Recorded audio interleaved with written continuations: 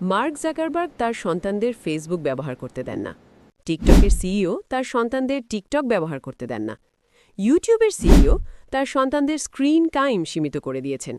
Steve jobs নিজে iPad বানিয়েও তার সন্তানদের হাতে দেননি। তাহলে প্রশ্নটা খুব সোজা।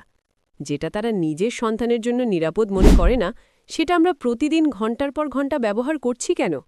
কারণ এগুলো শুধু অ্যাপ না, এগুলো এমনভাবে তৈরি যেন আপনি বারবার ফিরে আসেন আর ধীরে ধীরে এতে আসক্ত হয়ে পড়েন। ভয়ঙ্কর বাস্তবতা।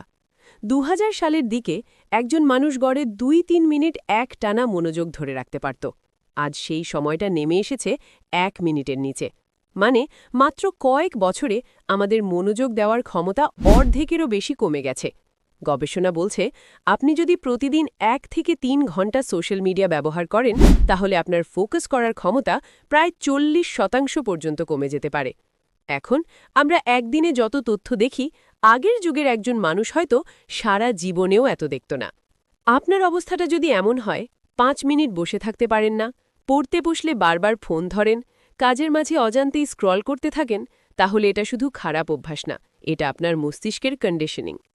কেন আমরা ডিস্ট্র্যাক্টেড হচ্ছি? আমাদের ব্রেন সব সময় এমন কিছু খোঁজে যেটা সহজ, দ্রুত আর আনন্দদায়ক। ডোপামিন এই অনুভূতিটা তৈরি করে।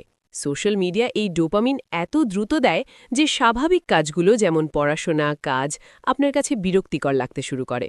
প্রথমে বড় ভিডিও ভালো লাগত, তারপর ছোট ভিডিও, তারপর রিলস, এখন ১০-১৫ সেকেন্ডের বেশি কিছু দেখতেই ইচ্ছা করে না।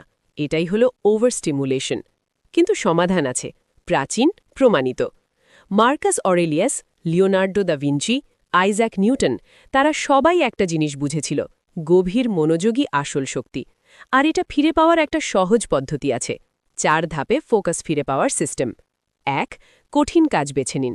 যেটা আপনি বারবার এড়িয়ে যাচ্ছেন, সেটাই আপনার সবচেয়ে গুরুত্বপূর্ণ কাজ। ২. নির্দিষ্ট সময় ঠিক করুন। দিনের এমন সময় বেছে নিন যখন আপনি সবচেয়ে বেশি এনার্জেটিক। ৩. প্রস্তুতি নিন। এটা সবচেয়ে গুরুত্বপূর্ণ। কাজ শুরু করার আগে সব কিছু গুছিয়ে নিন। ফোন সাইলেন্ট করে দূরে রাখুন, ইন্টারনেট অফ করে দিন। কাজ শুরু করার আগে ৩০ সেকেন্ড চোখ বন্ধ করে শ্বাস নিন। ৪. ২৫ মিনিটের ডিপ সেশন। টানা ২৫ মিনিট কাজ করুন। এই সময়ের মধ্যে ফোন ধরবেন না, উঠবেন না, অন্য কিচ্ছু করবেন না। মন না চাইলেও তবুও বসে থাকুন। এটাই আপনার মেন্টাল ট্রেনিং। প্রতিদিন অন্তত একবার এই প্র্যাকটিস করুন। প্রতি ৩ থেকে ৭ দিনে সময় ৫ থেকে ১০ মিনিট করে বাড়ান। মিহাইলি চিকসেন্ট-মিহাইলি দেখিয়েছেন, মানুষ সবচেয়ে সুখী হয় তখনই যখন সে কোনো কাজে পুরোপুরি ডুবে যায়। এটাই ফ্লো স্টেট। শেষে দুটো কথা মনে রাখবেন। মাল্টিটাস্কিং আপনার প্রোডাক্টিভিটি কমায়, উদ্দেশ্যহীন জীবন আপনাকে ধীরে ধীরে শূন্য করে দেয়। আপনার মস্তিষ্ক একটা বাচ্চার মতো। আপনি যদি তাকে সবসময় সহজ আনন্দ দেন, তাহলে কঠিন কাজ তার কাছে অসহ্য হয়ে উঠবে। কিন্তু আপনি যদি তাকে ট্রেনিং দেন, তাহলে সেই মস্তিষ্কই আপনাকে সাফল্যের শীর্ষে নিয়ে যাবে। ডিস্ট্র্যাকশন সমস্যা না, আসল সমস্যা হলো ওভার স্টিমুলেশন। নিজের মনোযোগ আবার নিজের হাতে নিন। দেখা হবে পরবর্তী ভিডিওতে। আল্লাহ হাফেজ।